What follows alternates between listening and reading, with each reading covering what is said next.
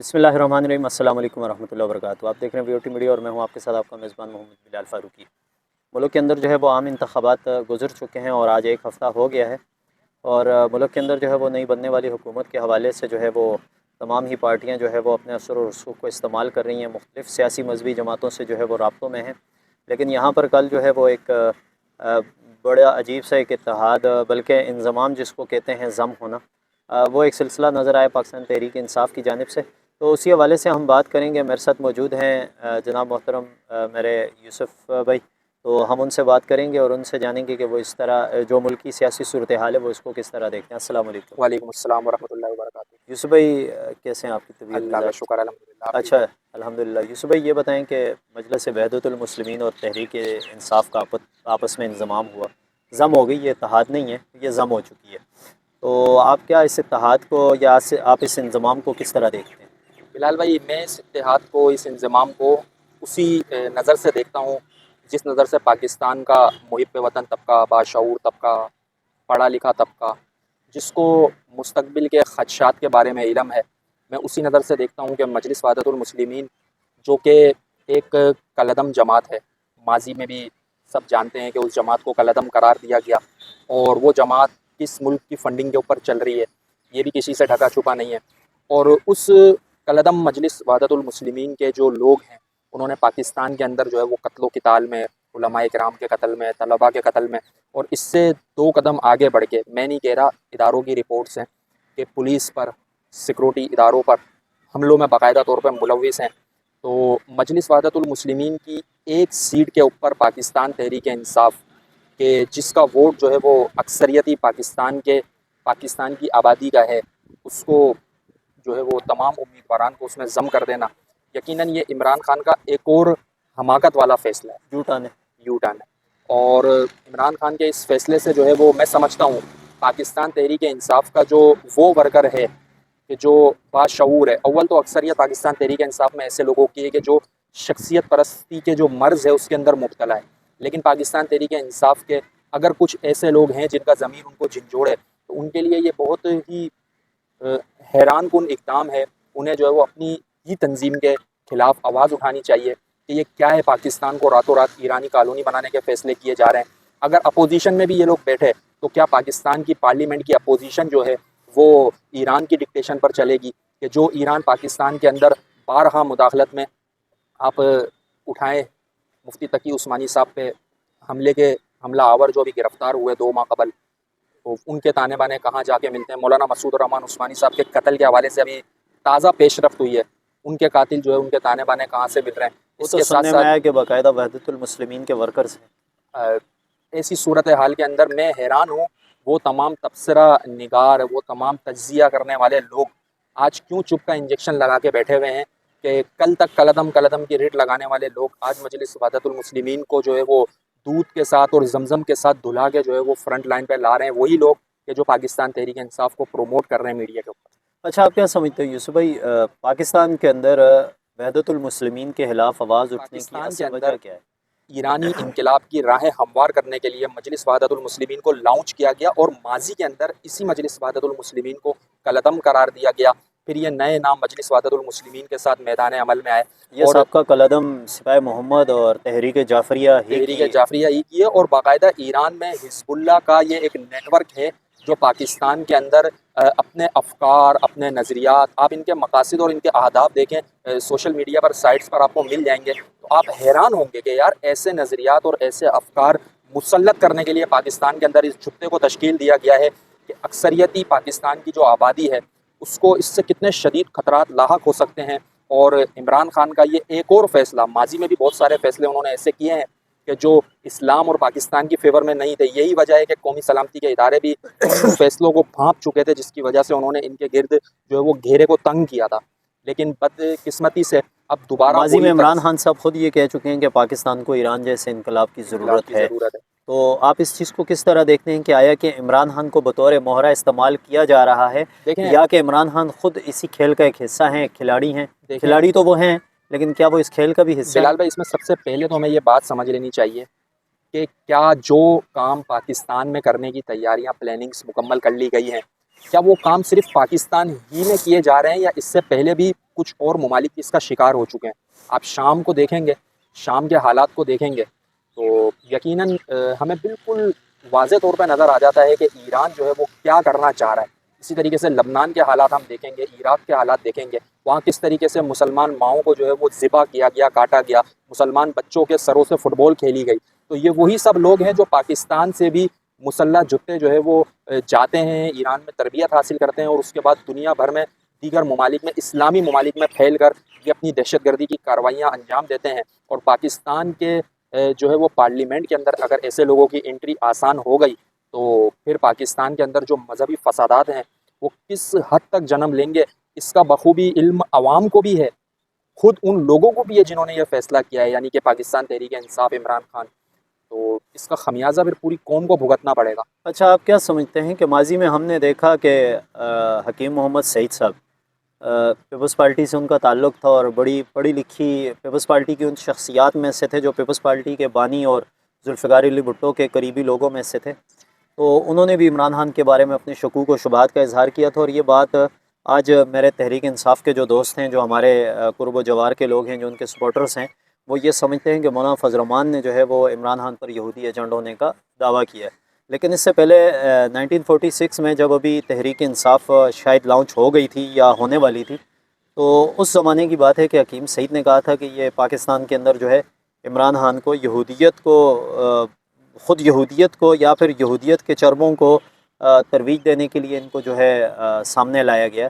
और उसके बाद फिर डॉक्टर इसरार अहमद साहब मरहूम ने जिस तरह इमरान खान के बारे में बड़े खुले अल्फाज में वजाहत की और बहुत सारी चीज़ों के ऊपर उन्होंने बड़े वाज़ेह अल्फाज के अंदर इमरान खान के बारे में अपने शकूक और शुबहात का इज़हार किया। तो ये माजी के वो लोग हैं कि जिनका सियासी तौर पर इमरान खान से कोई टकराव नहीं था। हकीम सईद जिस दौर में जब उन्होंने ये बात की तो उस वक़्त तक मेरे ख्याल में खान साहब को ख़ुद भी ये नहीं पता था कि मेरी जमात जो है वो कहीं से कौंसलर भी मुंतखब हो सकती है और मेरी जमात का कोई वर्कर कौंसलर भी बन सकता है। जाए कि बाद में जो है वो वज़ीर आज़म बने।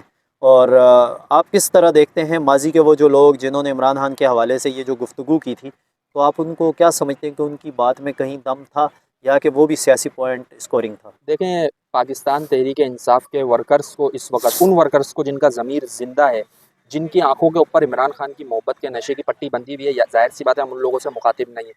तो पाकिस्तान तहरीक इंसाफ के वो वर्कर्स जो जिनके ज़मीर अभी ज़िंदा हैं, इतनी पुराने पीछे जाने की ज़रूरत ही नहीं है बिलाल भाई। आप देखें अभी रिसेंटली जो है वो आसिया मलूना का मामला हुआ। इमरान खान के अपने जो है वो अल्फाज हैं कि मैंने आसिया मलूना को शिद्दत पसंदों के चुंगल से निकाल कर बाहर भिजवाया।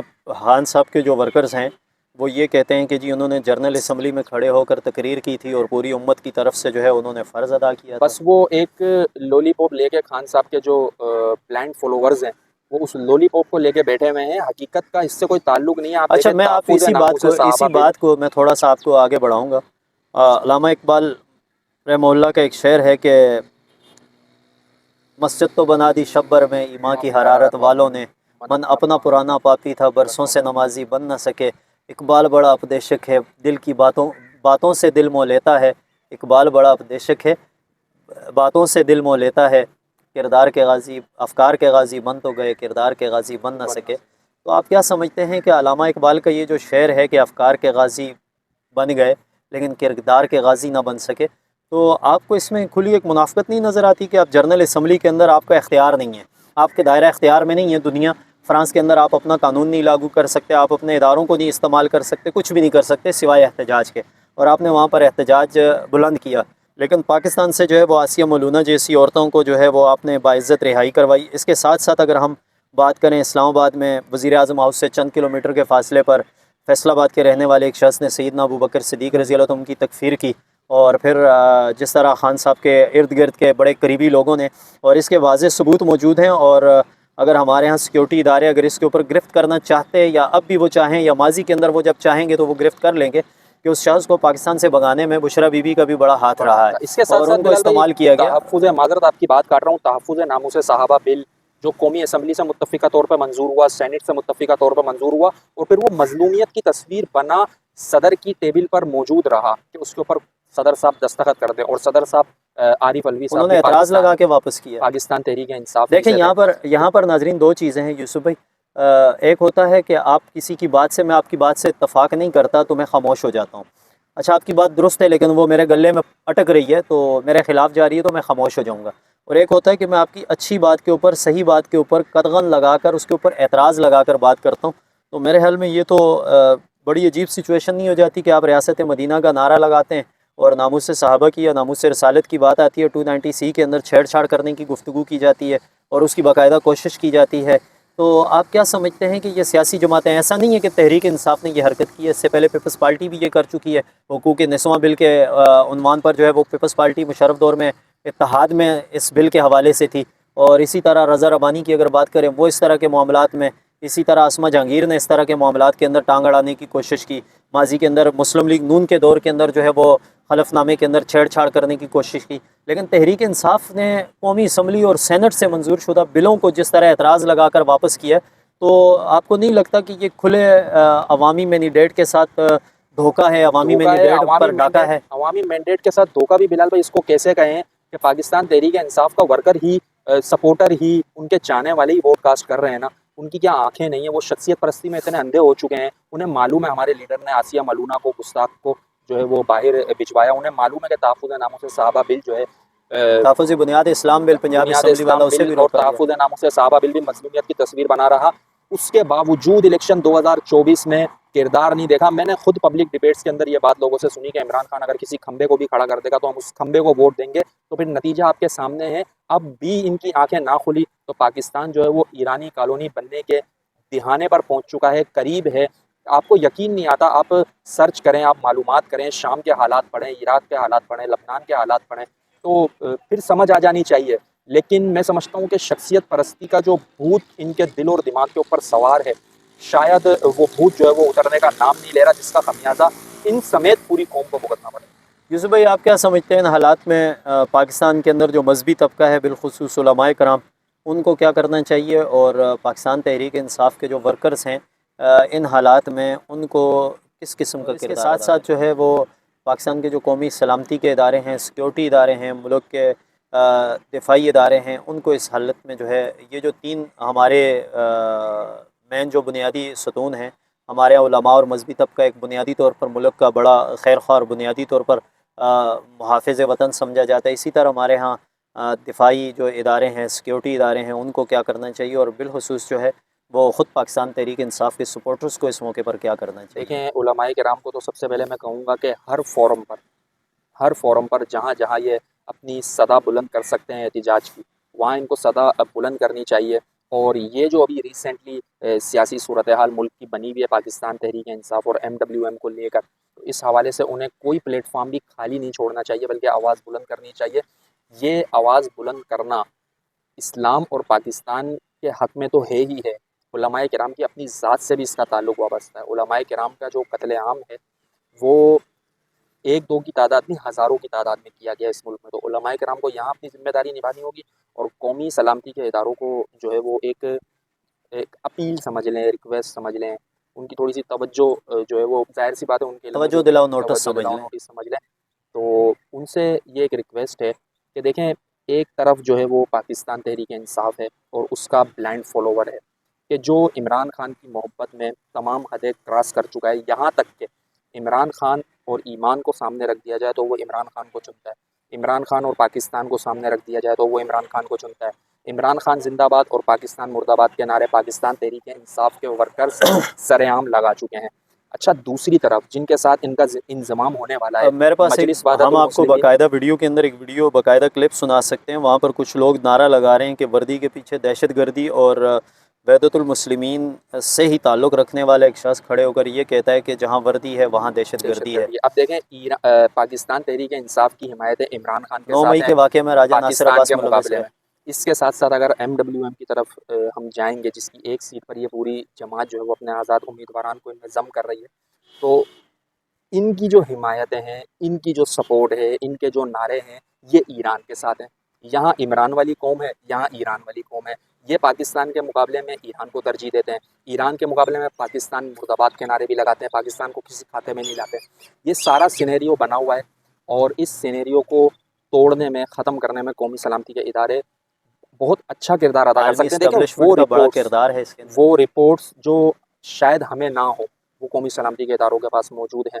पाकिस्तान बनने से लेकर अब तक के ईरान का पाकिस्तान के साथ किस तरह का किरदार रहा, किन किन कार्रवाइयों में वो मुलव्विस रहा, बराह रास्त या छुप कर, वो तमाम तर चीज़ें, तमाम तर रिपोर्ट्स जो हैं वो इदारों के पास मौजूद हैं। तो हम गुजारिश करेंगे कौमी सलामती के इदारों तहरीक से, इंसाफ के वर्कर्स को क्या करना चाहिए तहरीक ऐसे मौके इंसाफ पर? के वर्कर्स को जो है वो, अब ज़ाहिर सी बात है कि तहरीक इंसाफ का वो वर्कर जो बाज़मीर है, उनसे तो मेरी गुजारिश होगी कि आपने जितनी गलतियाँ कर ली, आपने जो है वो अंधी तकलीद कर ली इमरान खान की, आपने जो है वो उसे गलत होने पर भी सपोर्ट कर लिया, ठीक है। अगर अब आपके अंदर कुछ पशेमानी है कि हाँ जी, हमारा जो सरबराह है वो अक्सरियत के वोटों को एक अक़लियत दहशतगर्द टोलों के खाते में डालकर मुल्क को ख़तरे में डालने जा रहा है, तो ऐसी सूरत में आपसे गुजारिश होगी कि अपने आज़ाद उम्मीदवारान का घेरा तंग करें, अपनी जमात के जो ज़िम्मेदारान हैं उनका घेरा तंग करें और उनके खिलाफ़ खुद एहतिजाज बुलंद करें कि जी अक्सरियत मुसलमानों की इस जमात के अंदर जो है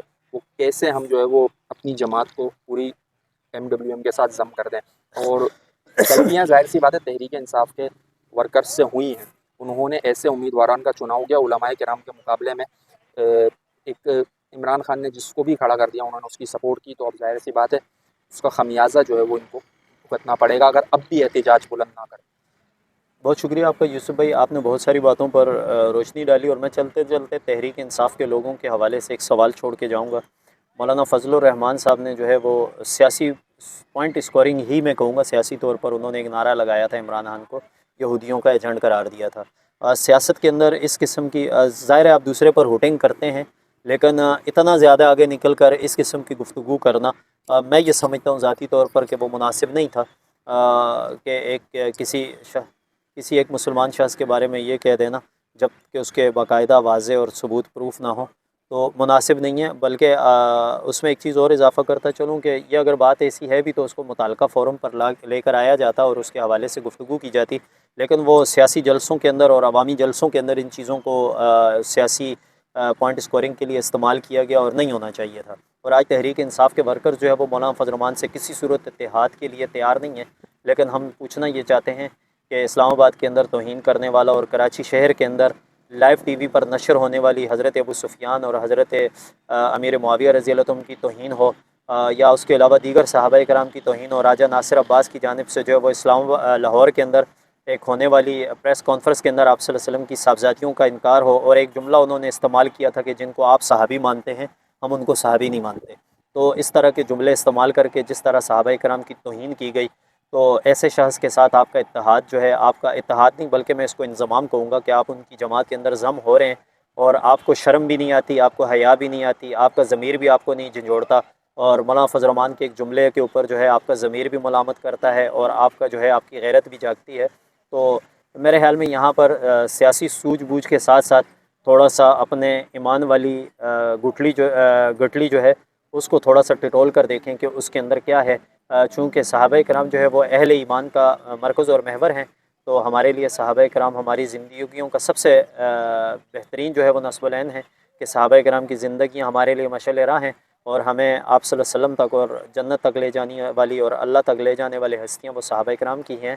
तो ऐसे लोगों के साथ इत्तेहाद आने वाले वक़्त में मुल्क के अंदर अमन व अमान के भी बहुत ज़्यादा ख़िलाफ़ जाएगा और मुल्क के अंदर इंतशार की वजह भी बनेगा, और तहरीक इंसाफ का वो जो मजहबी वोट बैंक है उसके अंदर भी कमी ज़रूर आएगी, और आने वाले वक़्त में जो है वो तहरीक इंसाफ जो है टूट फूट का शिकार होगी। और एक बात यूसुफ भाई मैं आज चलते चलते कह दूँ कि इमरान खान आखिर कब तक ज़िंदा रहेगा, ये आप हमारी बात नोट कर लें कि इमरान खान के मरने के बाद मुझे नहीं लगता कि इनकी पार्टी अगला इलेक्शन भी देख सके, और ये पार्टी का हाल भी वही होगा जो माजी में मुशर्रफ लीग के साथ हुआ था, और यही हाल होगा इनका। अगर वक़्त है अभी भी आप अपने आप को सुधार लेते हैं और आप किसी मंशूर और किसी बुनियादी जो है नुक्ते के ऊपर खड़े होकर अगर सियासत करते हैं, मुल्क का सोचते हैं, तो ठीक है, वरना आने वाले वक़्त में आपकी दास्तान भी दास्तानों में नहीं मिलने वाली। तो देखते रहिएगा मज़ीद अच्छी वीडियोज़ के लिए VOT मीडिया। अपने मेज़बान मोहम्मद बिलाल फ़ारूकी को और मोहतरम जनाब यूसुफ भाई को दीजिएगा इजाज़त।